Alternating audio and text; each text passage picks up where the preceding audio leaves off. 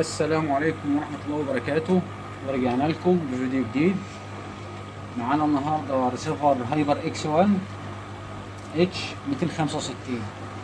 زي ما احنا شايفين على الشاشة الريسيفر فصل اشارة معانا. هنفك الريسيفر ونشوف ايه، هنفكه ونرجع لكم. فكينا الريسيفر.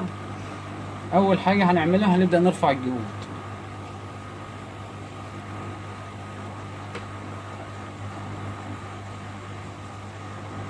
هات لي الافو. نعم،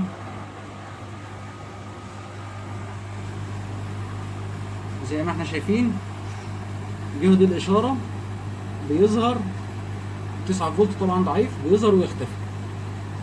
ده دليل ان عندنا مشكله في دايره الاشاره. هنبدا ندخل على دايره الاشاره مع بعض. انا ملاحظ هنا ان في ايه، سلك معمول كوبري، وده تقريبا واخد من الابره بتاعه التيونر موصل للدايد اللي هو الام 7.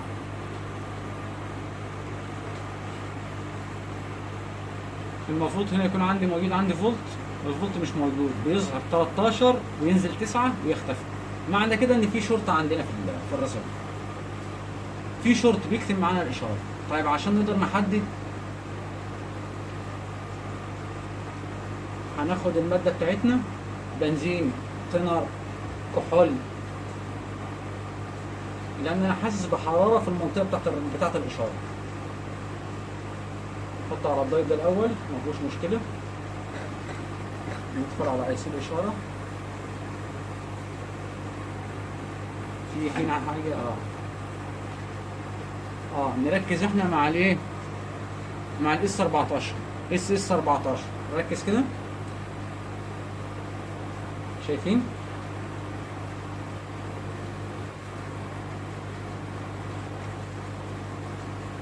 في حمل على الاس 14.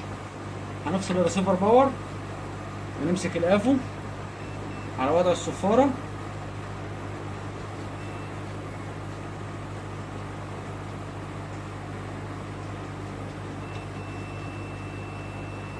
هنرفع الاس 14 ونستبدله ونشوف.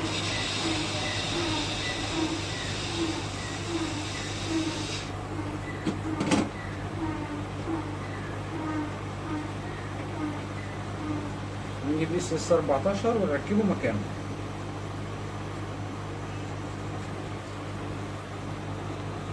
طبعا الاتجاه بتاعه ده شوتك دايت، مش دايت عادي، ده شوتك دايت. الاتجاه بتاعه هنا. هنبدأ ننزل بالجديد.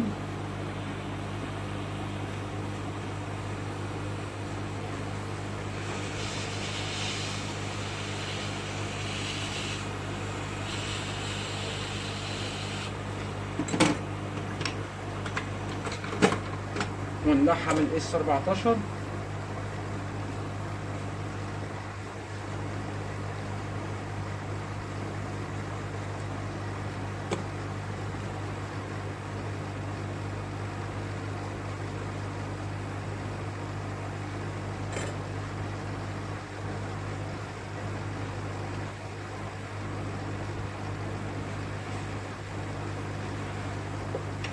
كده احنا لحمناه.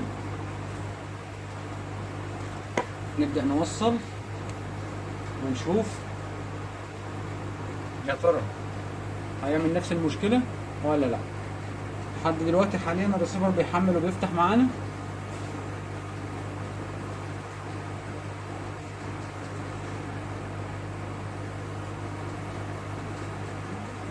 وكل حاجة مستقرة لحد دلوقتي.